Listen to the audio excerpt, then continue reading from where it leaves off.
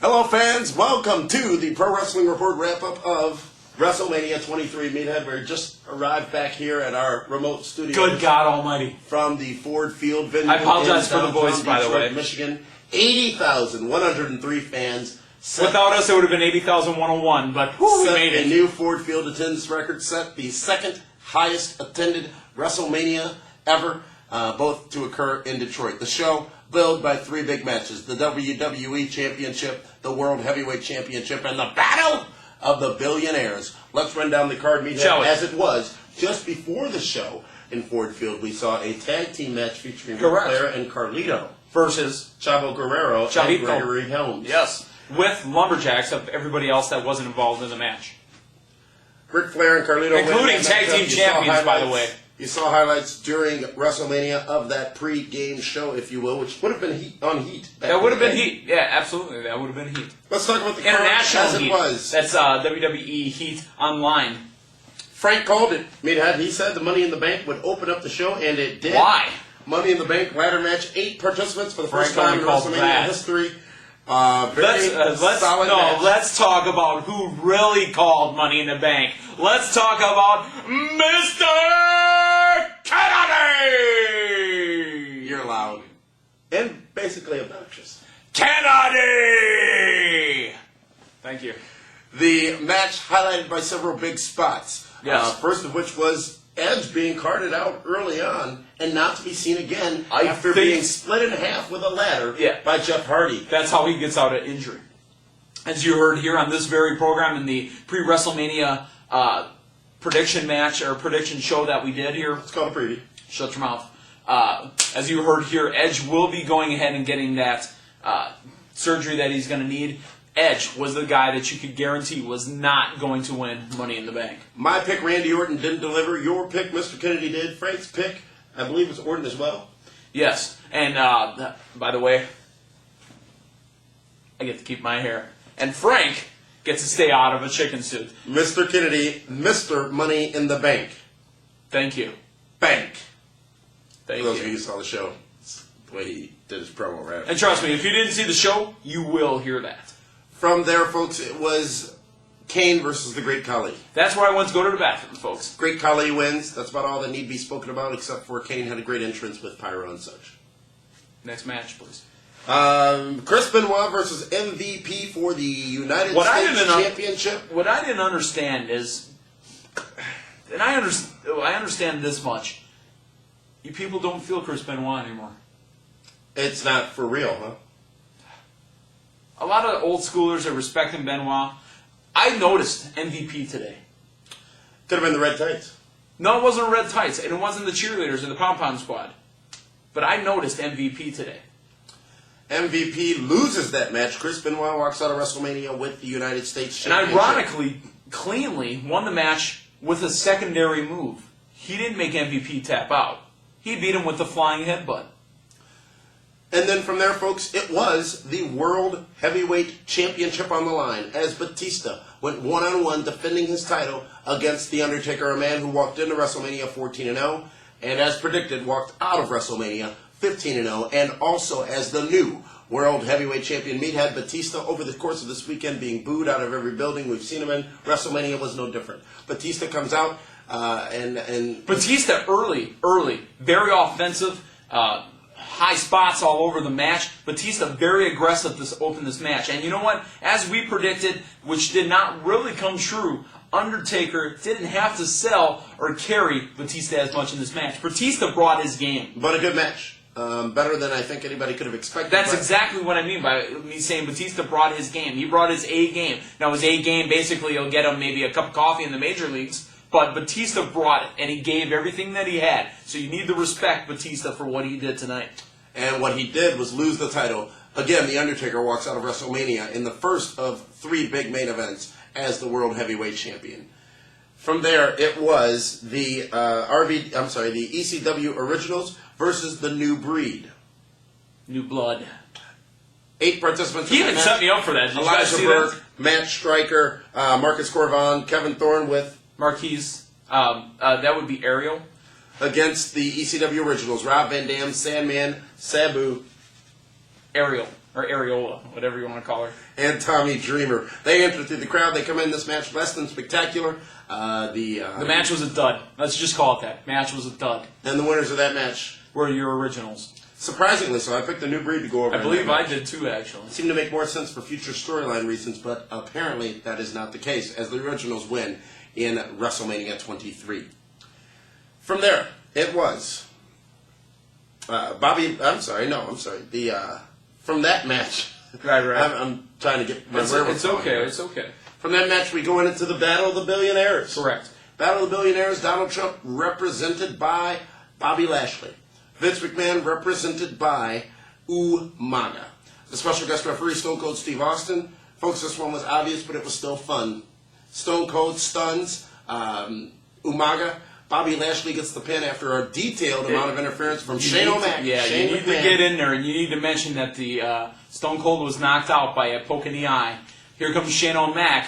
Does the Shanninator? Is that what they're calling it now? Shane Daminator. Shane Daminator. It was the band Daminator when Rob did it. Right. Well, Rob did it in ECW. Shane did it first in WWE, and then Shane had Rob had to do it. But Shane had a referee shirt underneath him. So, but folks, it happened. As predicted here on this very program, Vince got shaved bald. Not only did he get shaved bald with clippers, but they even brought out shaving cream and razors and shaved him bald. And just the interaction, folks, between Vince McMahon and pretty much anybody, but Stone Cold Steve Austin is just fun to see. Donald Trump surprisingly made him the recipient of a stunner after all the fun was done of shaving the head of Vince McMahon. I think that was due to a stunner on the I think that was due to Donald Trump wanting to be physically active. And speaking of physically active, he did go after McMahon, clothesline and bound down, punches to the a couple of Fez press, if you will, and punches to the head. So Donald Trump physically getting active in the match. By the way, we got to mention this. A little side notes that we've seen in between matches. Welcome back, Slick, brother. Where you been? Dr. Style, where have you Young, been? Dusty Rhodes, Ricky the Dragon, Steamboat, Go Sergeant Slick. Slaughter, Go Slick. Gerald Briscoe. Go Slick. What a fun segment backstage at WrestleMania. And what made me think of that actually is Donald Trump not afraid of Boogeyman. Come on. Well, he's cold as hell. Would you like a worm sandwich? He just wanted a sandwich. He was hungry. Vince was treating him like crap.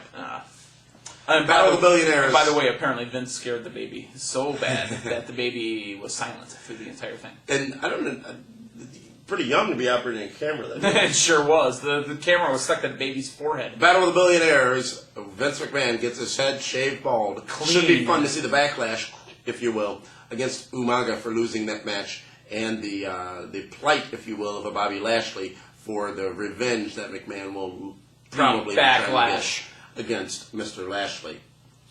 Meathead, from there we go to some divas. Yeah, Lumberjills.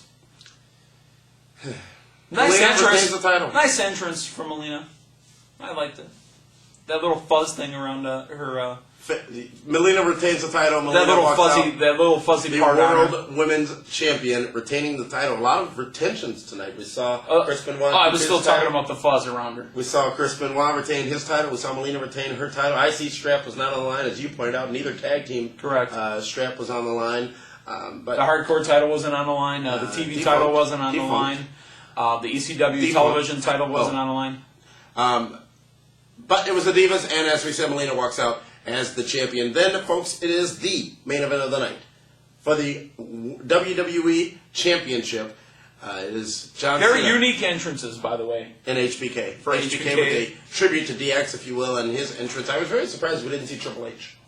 Very surprised. I mentioned to you during the show while we were sitting there, you listen more than you think. Very clean, no shenanigan pay-per-view. Yeah. The only shenanigans were in the McMahon. It certainly wasn't a TNA pay-per-view. The only shenanigans were in the McMahon Trump match. Other than that, very clean, shenanigan-free.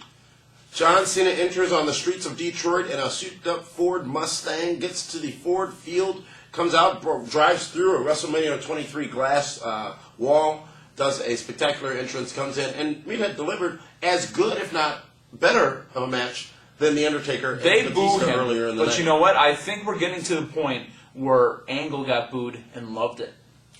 I also think what's happening, John Cena, folks, wins the match, as predicted on this show. John Cena wins, retains the WWE Championship. Shawn Michaels taps out again at WrestleMania. Remember, he tapped out to Kurt Angle at WrestleMania 21. Triple H tapping out to John Cena last year. You alluded, on the car ride back here, you alluded to the studios here, I have figured out the John Cena thing. While I have become, I wouldn't say a fan, but I certainly respect him. Remember, think back to the year 2000, folks, when Triple H went into every pay-per-view supposedly going to lose the match. It started with the hardcore match against Mick Foley at the Royal Rumble, and then time after time after time again, Triple H would find a way to win. What happened? Triple H became Superface. Superface. Triple H got respected by the fans, got bought by the fans, and became a face and a cheered person in WWE. Folks, this is the same path that John Cena is taking. And every time he is faced by adversity, he continues to win. And you guys got to remember this. He's earned the respect of this year. You guys got to remember this too.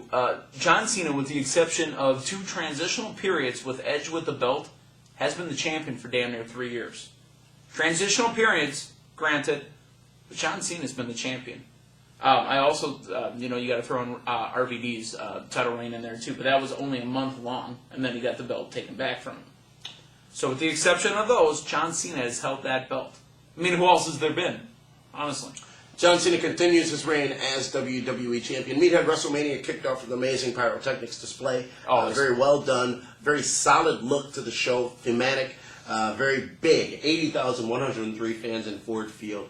A beautiful facility as well. Loving Ford Field. You have 3 great things going on in Detroit, folks. You have Ford Field. 4, we found another. Ford Field. You have Comerica Park. You also have the Fox Theater. And MGM Grand is okay. What about the Hockey Town? Hockey Town, what a great park. Oh, it's great. Spent several hours there today. Right, I thought I was going to get some, actually. Well, we got food. I'll tell you what, Joe Louis is actually, we haven't been inside Joe Louis, but Joe Louis is fine too. But the rest of Detroit, seriously, all you have to do is venture 5 minutes away from it. You are in Cracktown heaven. Cracktown, USA. But if you're rebuilding, and this is what you're doing, if you're rebuilding and it's starting there, beautiful. That, ladies and gentlemen, is it. It is the end of WrestleMania weekend, unfortunately. And this is the PWR wrap-up of WrestleMania 23 from Detroit, Michigan. We're going to be back in the studio this week with an all-new show, and we thank you very much for joining us on this journey that was WrestleMania. Thanks a lot, everyone.